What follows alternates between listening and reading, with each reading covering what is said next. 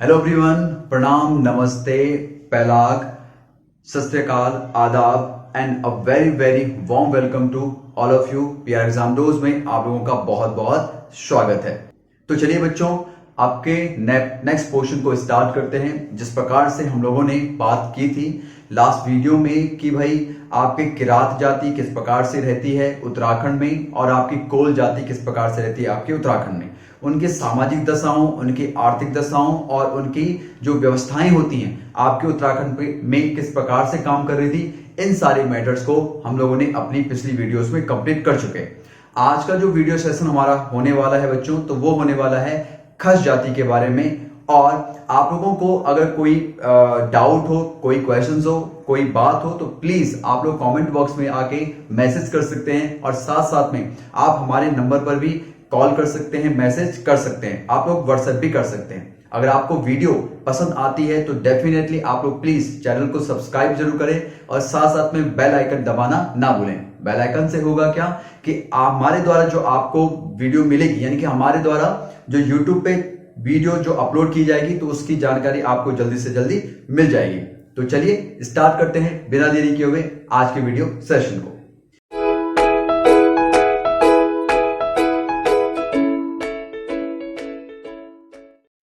तो जो जिस प्रकार से मैं बात कर चुका हूं कि खस जाति के बारे में हम लोग डिस्कस करने वाले हैं, तो ये एक्चुअली खस है कौन।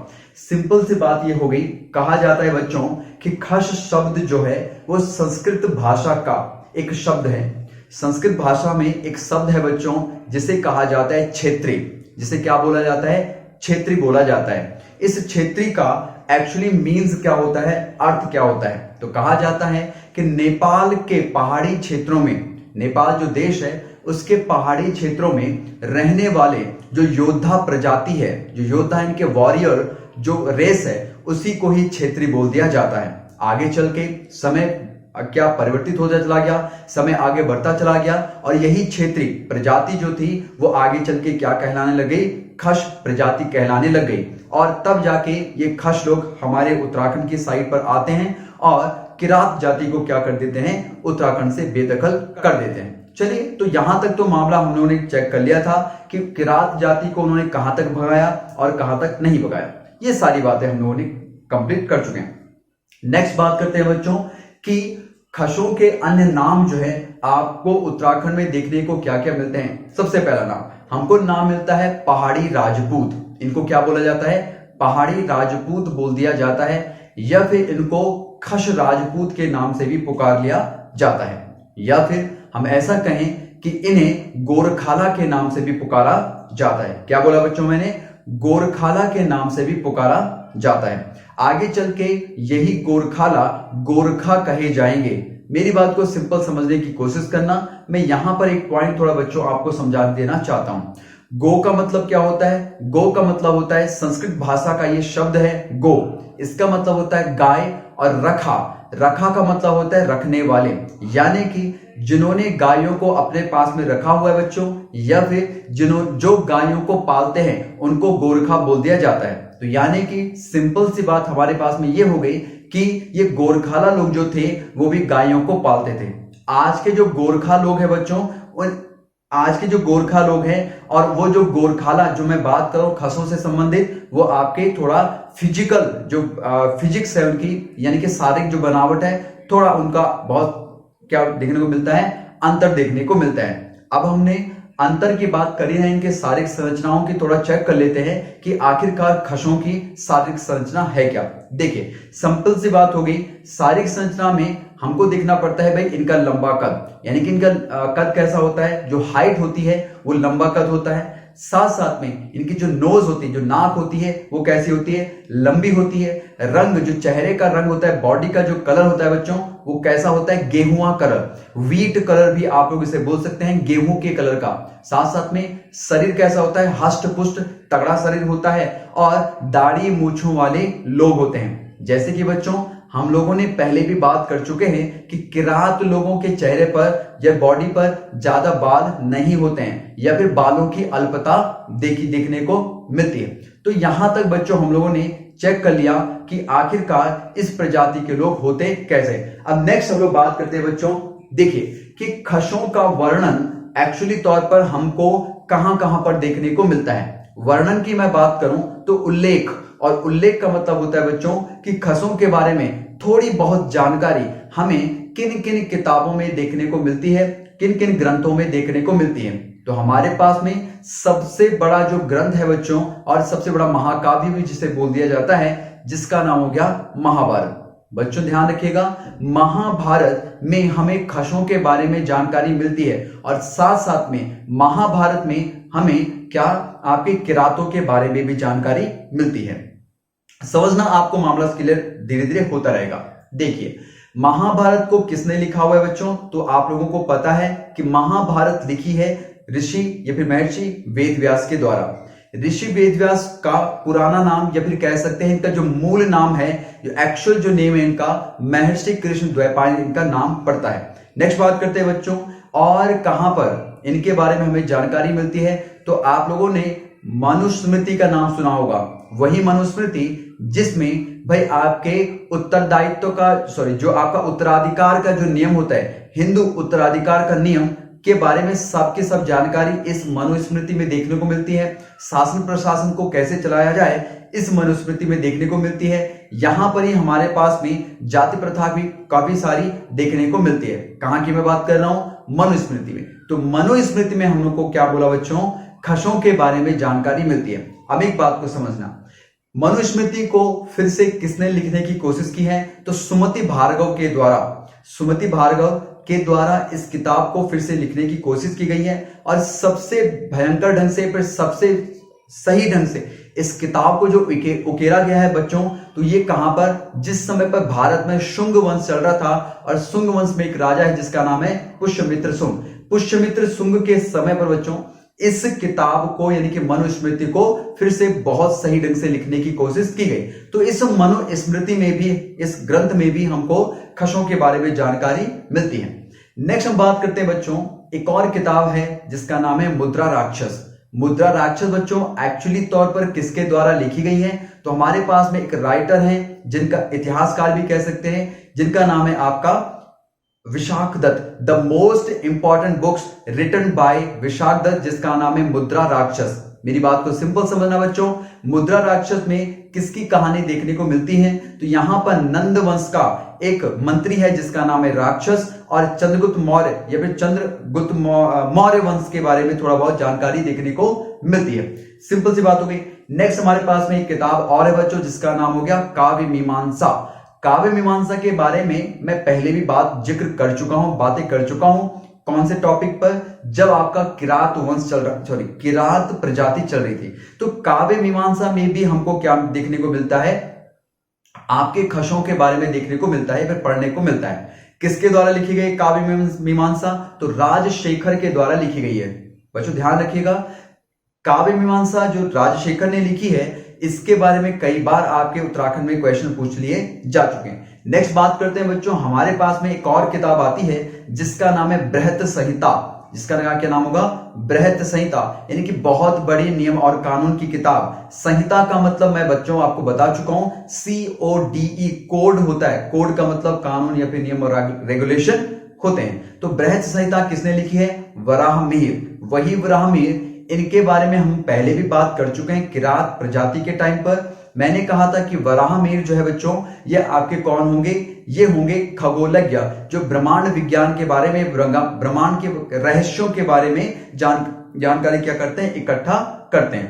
तो यहां तक हम लोगों ने बच्चों बात कर चुके हैं। नेक्स्ट मेरी बात को समझते हुए चलना, ये जो बृहत संहिता है, बृहत संहिता में जो राजशेखर की है, उसमें खसों के लिए एक स्पेशल नाम लिया गया है, और नाम लिया गया है तंगा।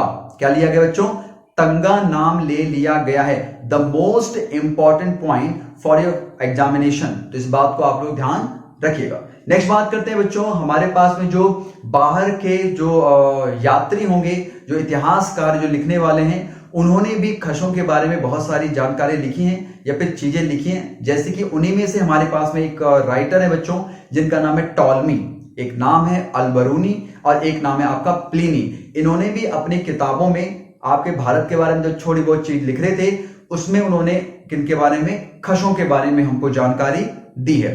ठीक है बच्चों, आई थिंक मुझे लगता है कि आपको ये मामला थोड़ा समझ में आ चुका होगा। इसके बाद बच्चों हम बात करते हैं अपने महाभारत, जो पहली किताब हमने बात की थी कि भाई इसमें खशों के बारे में बहुत बेहतरीन ढंग से जानकारी दी गई है। मेरी बात को समझिएगा। देखो हुआ क्या है, आपको पता है कि महाभारत का जो युद्ध हुआ था वो कुरुक्षेत्र में हुआ था, ये पता है सब लोगों को ना। तो कुरुक्षेत्र कहां पे पड़ता है, तो हरियाणा में पड़ता है आपका कुरुक्षेत्र। कुरुक्षेत्र में जब ये युद्ध हुआ महाभारत का, किस किस के बीच में, कौरवों और पांडवों के बीच में। तो हमने क्या बोला, कौरवों और पांडवों के बीच में युद्ध हुआ। तो हमको पता है कि आपके पांडवों की तरफ से किन्होंने, कुणिंद लोगों ने युद्ध लड़ा हुआ है। किन्होंने, कुणिंद लोगों ने युद्ध लड़ा हुआ है। ये हम लोग इस चीज के बारे में आगे भी डिस्कस करेंगे जब कुणिंद डायनेस्टी के बारे में, यानी कि राजा सुबाहु, राजा विराट, अमोघभूति, इनके बारे में पढ़ेंगे। तो वहां पे चेक करेंगे एक बारी फिर से। तो आपके पांडवों की तरफ से किसने युद्ध लड़ा, कुणिंद राजवंश के लोगों ने लड़ा। और आपके कौरवों की तरफ से किसने युद्ध लड़ा, आपके खशों ने।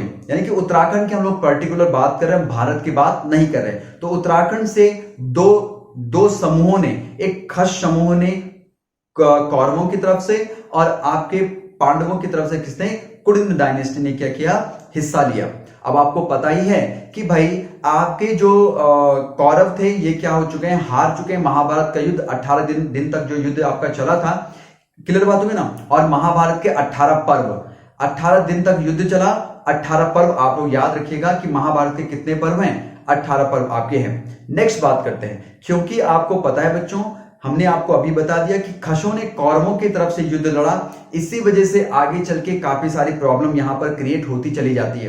कहा जाता है कि अब आपके जो अर्जुन थे या फिर पांडव जो थे वो चाहते थे कि हम लोग जो है दोबारा इस प्रकार का युद्ध आपके इंडिया भारत में ना हो। किस प्रकार का, महाभारत जैसा युद्ध। तो वो चाहते हैं कि पूरे के पूरे जो भारतवर्ष हो गया, जो विश्व हो गया, उनके साथ में मैत्रीपूर्ण समझौता किया जाए और हर किसी को ये बोला जाए कि अब जो है हम लोग किसी प्रकार का युद्ध नहीं चाहते हैं, हम शांतिपूर्ण ढंग से अपने साम्राज्य को आगे बढ़ाना चाहते हैं।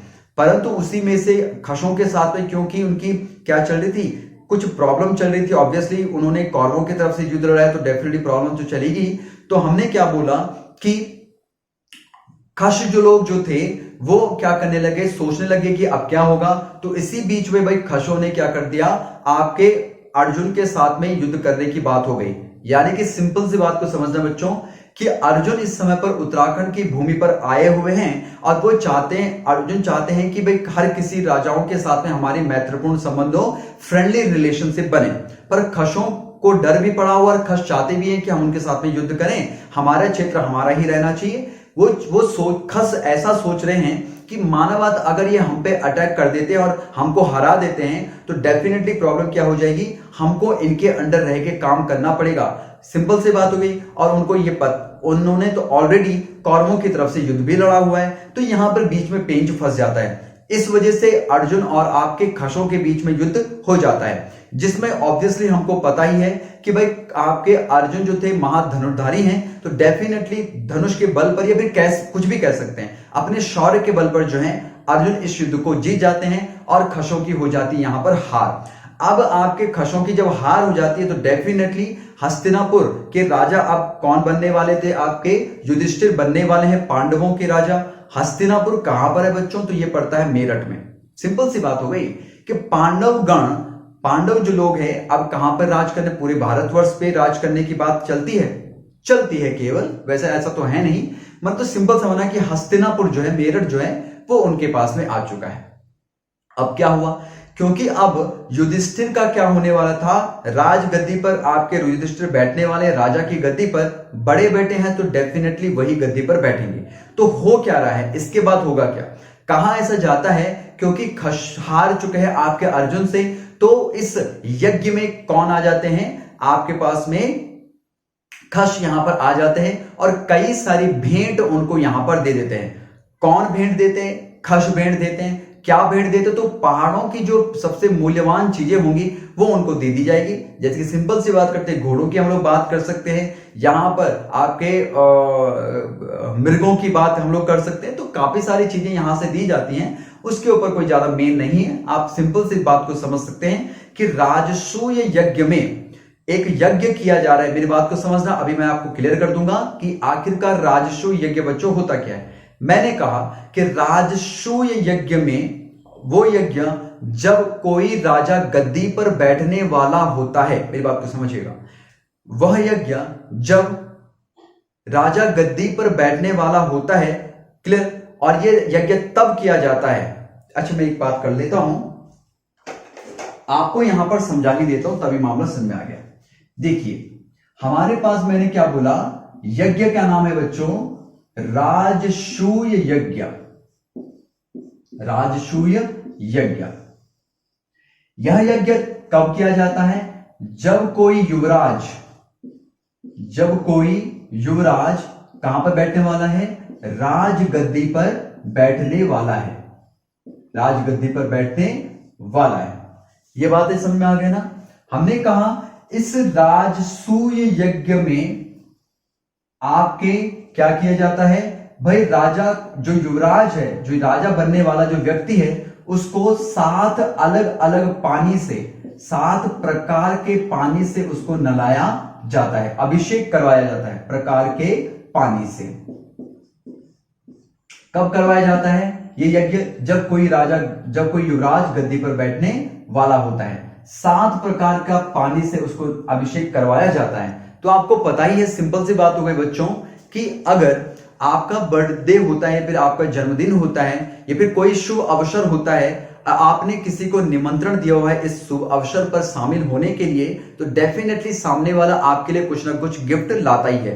तो सिंपल सी बात हो गई, खश लोग इस राजसूय यज्ञ में आते हैं और क्या कर देते हैं, आपको चीजें काफी सारी चीजें भेंट करते हैं। मेरी बात को समझना बच्चों, आप लोगों को पता होगा जब आपके घर में बर्थडे पार्टी मनाई जाती है, तो हमारा ट्रेडिशन, हमारी संस्कृति ये कहती है कि आपके जन्मदिन के दिन क्या किया जाए, कुछ ना कुछ यानी कि पूजा अर्चना की जाए, और आप पूजा अर्चना के साथ साथ में लोगों को दान किया, ब्राह्मणों को दान किया जाए। तो उसी प्रकार की घटनाओं की मैं बात कर रहा हूं। सेम और घटनाओं की अगर हम बात करें, कोई भी शुभ अवसर हो तो क्या किया जाता है भाई, आपके यज्ञ वगैरह पहले किया जाता था। आज के समय पर वो यज्ञ क्या है, थोड़ा सिमट कर रह चुका है, और हम लोग पूजा अर्चना आज के टाइम पर करते ही करते हैं किसी न किसी शुभ अवसर पर। अरे भाई, हम लोग पहाड़ी लोग तो इतना कर लेते हैं, इवन इंडिया की मैं बात कर लेता हूं, हम लोग तो इतना करते हैं, अगर हमारे घर पे कोई नई चीज आती है, छोटी छोटी चीज भी, एक कंप्यूटर भी आ गया ना, उस कंप्यूटर को भी तिलक लगाते हैं और पूजा आरती करते हैं। तो सिंपल सी बात हो गई।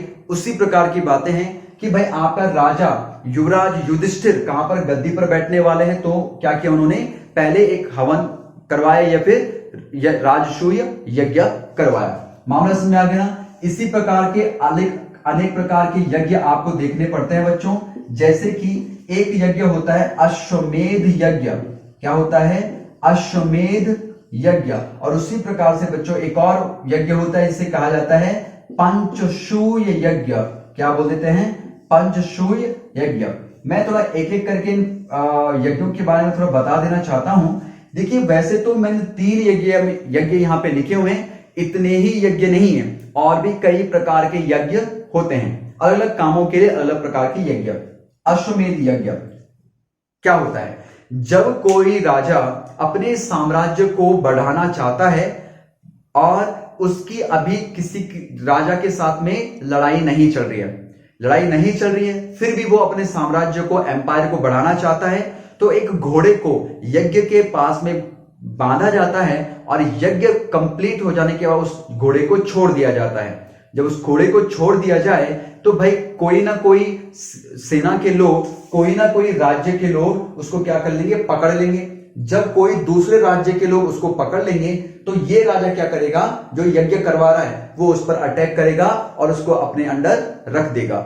अश्वमेध यज्ञ ऐसा भी किया जाता है। आप लोगों ने बच्चों एक और चीज देखी होगी, अश्वमेध यज्ञ केवल साम्राज्य को बढ़ाने के लिए ही नहीं किया जाएगा, मेनली साम्राज्य को बढ़ाने के लिए, परंतु वैसे भी किया जा सकता है। समझना जरा होता क्या है। आपको पता है कि भगवान राम के द्वारा भी अश्वमेध यज्ञ करवाया गया था और उस घोड़े को छोड़ दिया गया था, ठीक ना। और उसी घोड़े को आगे चल के किसने पकड़ा था, लव और कुश ने पकड़ा था, ये आपको पता ही है। तभी तो भगवान राम और लव और कुश आपस में मिल पाते हैं, अदरवाइज मिल भी नहीं पाते। बात समझ गए ना। शायद आपको ये बातें समझ में आ गई होंगी। सेम उसी प्रकार से बच्चों एक और यज्ञ किया जाता है, इसे पंचसूय यज्ञ कह देते हैं। घर की सुख और शांति, साम्राज्य की सुख और शांति के लिए यज्ञ आपके किए जाते हैं। और इस पंच का मतलब क्या होता है? पंच का मतलब होता है बच्चों 5, और 5 में से एक जानवर, मेरी बात को सुनना, पंचसूय यज्ञ में 5 में से एक जानवर जो रखा जाता है वो रखा जाता है इंसान, और उस इंसान की दी जाती है बलि। यानी कि 5 के 5 जानवर की बलि दी जानी है, उनमें से एक जो जानवर है वो आपका इंसान है, उस इंसान की भी बलि दी जाती है। तो हम लोगों ने यहां पर ये मामला कंप्लीट कर दिया। आई होप आपको ये मामला समझ में आ गया होगा कि महाभारत के सभा पर्व में ये कहा गया है कि अर्जुन ने खशों को पराजित किया हुआ, और युधिष्ठिर के राजसूय यज्ञ में खश शामिल हुए और उन्होंने कुछ वस्तुएं भेंट की आपके किसको? भाई युधिष्ठिर को। कंप्लीट हो गया। नेक्स्ट बात करते हैं। देखिए कहा जाता है कि हमारे पास में एक राजा है जो कि खशाधिपति कहलाता है। खश अधिपति, आधिपत्य का मतलब होता है जिसका शासन चल रहा हो। खश मतलब खश तो हो गया, यानी कि खशों का एक राजा था जिसका आधिपत्य चल रहा था आपके उत्तराखंड में, जिसका प्रशासन चल रहा था आपके उत्तराखंड में। और जो राजा गुप्त काल का है, गुप्त काल मतलब भारतवर्ष में जिस समय पर गुप्त डायनेस्टी चल रही है, यानी कि हम लोग कह सकते हैं 4th AD के टाइम की बात कर सकते हैं। आई होप आपको ये मामला बच्चों समझ में आ गया होगा। तो चलिए नेक्स्ट बात करते हैं हम लोग। देखिए तो ये जानकारी जो हमने आपसे दी कि भाई गुप्त कालीन था, खशाधिपति था, काव्य मीमांसा में इसके बारे में बताया गया है। अब एक और बात कर लेते हैं। अब जो बच्चों में आपके पास में नाम लेने वाला हूं वो बहुत इंपॉर्टेंट नाम है। उस राजा का नाम है अशोक चल। क्या नाम है? अशोक चल। अशोक चल के बारे में डिटेल से जानकारी हम आपको तब देंगे जब आगे चल के एक डायनेस्टी आपकी चलेगी, वंश चलेगा। इस वंश का नाम होगा बच्चों चंद वंश। क्लियर बात हुई ना? चंद वंश जब पढ़ेंगे तो वहां पे बहुत डिटेल में पढ़ेंगे। यहां पे बस हम उनके बारे में थोड़ी थोड़ी जानकारी आपको प्रोवाइड करते हैं। पहली देखिएगा, अशोक चल का जो नाम या फिर उपाधि जो मिलती है बच्चों, लक्ष्य शिखरी खश दो राजाधिराज, ये उसकी उपाधि मिलती है कुछ अभिलेखों में। कौन कौन से अभिलेख हैं भाई देवे? तो अभिलेख होंगे, पहला अभिलेख है यशोवर्मन। ये एक राजा है बच्चों हमारे पास में जिसका नाम है यशोवर्मन। यशोवर्मन एक्चुअली कौन से वंश का राजा होगा? तो ये चंदेल वंश का राजा है। चंदेल वंश वास्तविक तौर पर कहां पे चल रहा है? तो मध्य प्रदेश में ये वंश चल रहा है। तो हमने कहा यशोवर्मन जो चंदेल वंश का राजा है उसके खजुराहो अभिलेख में, खजुराहो टेम्पल है, खजुराहो मंदिर है। क्लियर हो गया? कहां पर पड़ता है खजुराहो मंदिर? तो ये मध्य प्रदेश में पड़ता है। तो खजुराहो मंदिर में इसे यानी कि आपके अशोक चल को क्या बोला गया है? तुलित खशबल बोला गया है। तुलित मतलब तुलना की बात करते हैं, खश का मतलब होता है खश, और बल का मतलब जिसके पास में क्या होता है? ताकत होती है। यानी कि जिस खश राजा की तुलना किसी से ना की जाए उसे तुलित खशबल आपका बोल दिया जाता है। ये बात क्लियर? तो तुलित खशबल किसके बारे में कहा गया है? अशोक चल के बारे में कहा गया है। किस अभिलेख में कहा गया है? तो खजुराहो अभिलेख में कहा गया है। खजुराहो अभिलेख किसका है? तो ये अभिलेख होगा आपका यशोवर्मन का। यशोवर्मन कौन से वंश का राजा है? चंदेल वंश का राजा है। सिंपल सी बात। नेक्स्ट क्वेश्चन भारतीय इतिहास का उठाते हैं। क्वेश्चन आपसे पूछ लिया जाता है बच्चों कि आखिरकार खजुराहो मंदिर का निर्माण किसने करवा रखा है? तो ये करवाया चंदेल वंश के राजाओं के द्वारा। ये बात क्लियर हुई? पहला पॉइंट हमारा कंप्लीट हो चुका है। साथ साथ में बात करते हैं बच्चों कि अशोक चल के बारे में और कहां पे हमको जानकारी मिलती है। तो दूसरी बार हमको जानकारी मिलती है शहणपाल। शहणपाल जो है बच्चों पाल वंश का राजा है। शहणपाल पाल वंश का राजा है। इस शहणपाल के बोध गया अभिलेख से भी हमको किसके बारे में जानकारी मिलती है?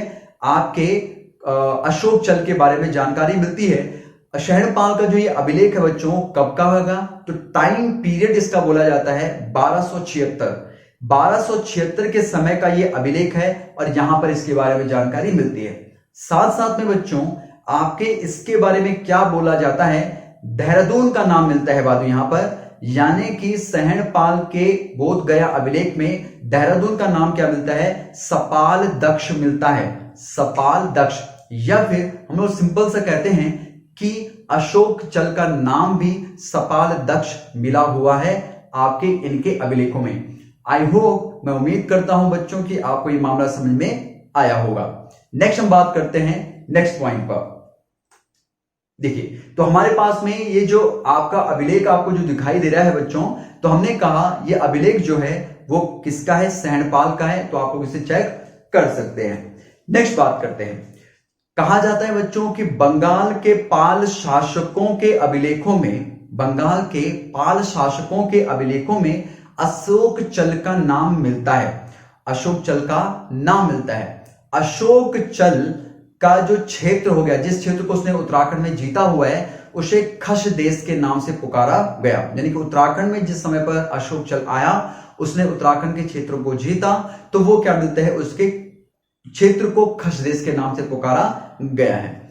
नेक्स्ट हम बात करते हैं बच्चों कि डीसी सरकार नाम के एक विद्वान, एक इतिहासकार हमारे पास में हैं। वे ये कहते हैं कि जो खश शब्द है, ये खश शब्द कहां से आया हुआ है, कश्मीर से आया हुआ है। भाई कैसे पुख्ता सबूत करते हैं, वे कहते हैं कि कश्मीर के साइड पर खक लोग रहते हैं। कौन रहते हैं, खक लोग रहते हैं, और इन खक लोगों से ही खश की उत्पत्ति होती है, या फिर खश की का नाम आगे बढ़ता है। ठीक है, बात हो गई। नेक्स्ट मेरी बात को समझना बच्चों। ठीक है, जिस समय पर हमारे पास में अगर मैं बात करूं समय काल की, तो 1885 के समय काल की बात करता हूं। 1885 के समय काल के दौरान जिस समय पर ब्रिटिश लोग हमारे पास में हैं, इन लोगों ने खशों को शूद्र कैटेगरी में क्या कर दिया, रख दिया, यानी कि निम्न जाति में इन्होंने इनको रख दिया।